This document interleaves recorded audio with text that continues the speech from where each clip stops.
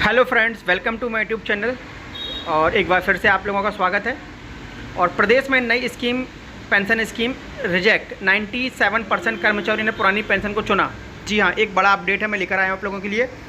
सरकार के द्वारा कर्मचारियों और पेंशनधारियों को दो स्कीम चुनने की ऑप्शन दिए गए थे, न्यू पेंशन स्कीम और ओल्ड पेंशन स्कीम। इसी के साथ ज़्यादातर जो मत हुआ है वो ओल्ड पेंशन स्कीम की तरफ ही गया है। तो इसी के साथ राज्य के या प्रदेश के 97% कर्मचारियों ने ओल्ड पेंशन स्कीम को चुना है। और वो क्यों चुना है, आगे मैं आपको डिटेल पूरी देने वाला हूँ। उनको क्या फ़ायदे मिलेंगे ओल्ड पेंशन स्कीम के, वो भी आपको डिटेल से बताऊँगा। और वीडियो पसंद आए तो चैनल को सब्सक्राइब जरूर करिएगा, वीडियो को लाइक शेयर करिएगा और अपने साथी कर्मचारियों में वीडियो को शेयर करिएगा।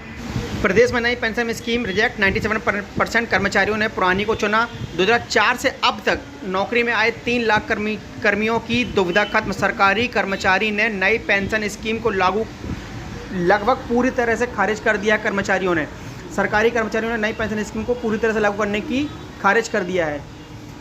एनपीएस को इसलिए किया खारिज, जो बहुत बड़ा रीज़न था, जो कर्मचारियों ने एकजुट होकर फैसला लिया है। तो कई कर्मचारियों ने ओपीएस का विकल्प चुनने को लेकर सवाल किया, तो उन सबका एक ही जवाब था कि ओपीएस में भविष्य सुरक्षित होगा। जी हाँ, ओपीएस में भविष्य सुरक्षित होगा और पेंशन मिलेगी। एनपीएस में रिटायरमेंट के बाद 60% राशि तो एक मुश्त मिलेगी, लेकिन 40% राशि को पेंशन फंड में इन्वेस्ट करना ही होगा। इसलिए रिटायरमेंट के बाद आजीवन पेंशन का कोई प्रावधान नहीं है। जी है, ये सबसे बड़ा अपडेट है। सरकारी कर्मचारियों ने नई पेंशन स्कीम को लगभग पूरी तरह खारिज कर दिया है। प्रदेश में 1 नवंबर 2004 से 31 मार्च 2022 के बीच सरकारी सेवा में आने वाले जिन कर्मचारियों को नई पेंशन स्कीम या पुरानी पेंशन स्कीम में से किसी एक को चुनने का विकल्प सरकार ने दिया था, उनमें से 97% कर्मचारियों ने पुरानी पेंशन स्कीम को चुन लिया है। जी हाँ, बहुत बड़ा अपडेट है। इसी के साथ ही यह भी तय हो गया कि प्रदेश में पुरानी पेंशन स्कीम लागू या चालू रहेगी। इसी के साथ इस अवधि में नौकरी में आए करीब 3 लाख कर्मचारियों की दुविधा भी खत्म होगी।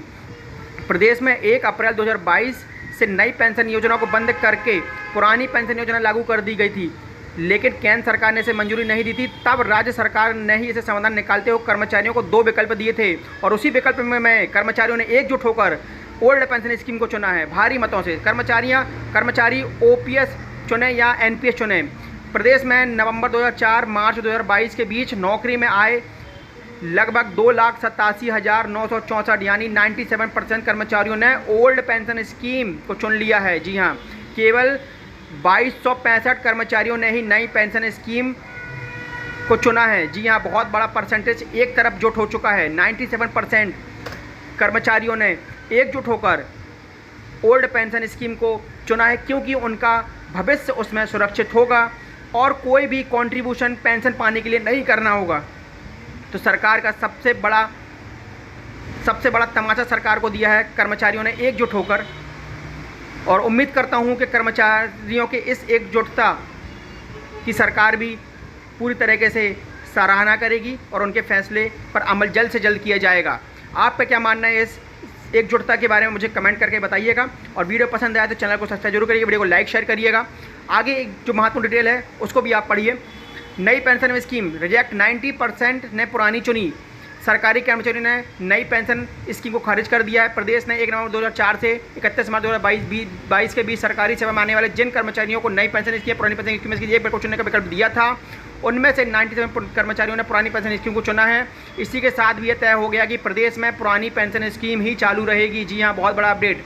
इस अवधि में आए करीब 3 लाख कर्मचारियों को ओल्ड पेंशन स्कीम का फ़ायदा मिलेगा और उनको भविष्य में बुढ़ापे में पेंशन मिलेगी, बिना कंट्रीब्यूशन के पेंशन मिलेगी। ये बहुत बड़ा ही फ़ायदा है कर्मचारियों को, जिससे उनके बुढ़ापे का सहारा सरकार उनसे नहीं छीन पाएगी। और मैं उम्मीद करता हूँ सारे कर्मचारी एकजुट रहेंगे। उनका पेंशन अंशदान पहले ही की तरह एनएसडीए में जमा होता रहेगा। तभी सभी ने शासन को 3 पेज का शपथ पत्र भी दिया है। जी हाँ, साल 2022 में राजस्थान के बाद छत्तीसगढ़ ओपीएस लागू करने वाला दूसरा राज्य बना है।